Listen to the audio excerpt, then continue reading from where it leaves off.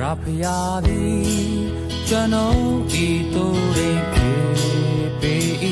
စိတ်လန်းရာ၌ကျွန်ုပ်ကိုအိပ်စေသည်သာယာလာသောမျက်နာသို့လမ်းပြတော်မူ၍ငါဝိညာဉ်သည်အစဉ်မြဲရှင်လန်းပါ၏ရန်သူတို့၏ကြောကွင်းမှာငါကိုကယ်နှုတ်ပြီးစာရန်အောင်ရှေလူများမှာကွဲကားသည်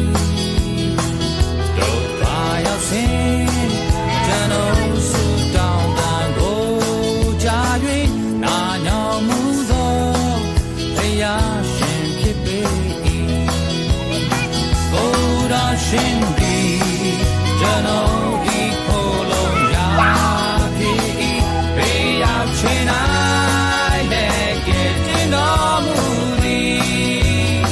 ယေရှုတော်နေကရုဏာတော်ကိုချီးမွမ်းမိဟာလေလုယာဘုန်းကြီးပါစေ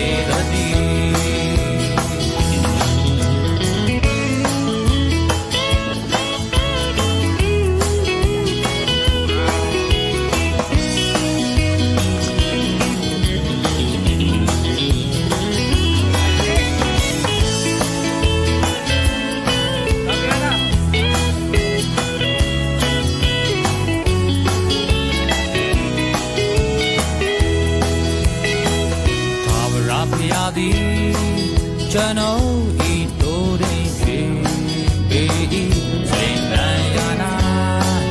ကျွန်ုပ်ကိုအိပ်စေသည်သာယာလာသော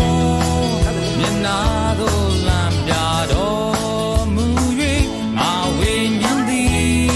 အစဉ်မြဲရှင်လန်းပါ၏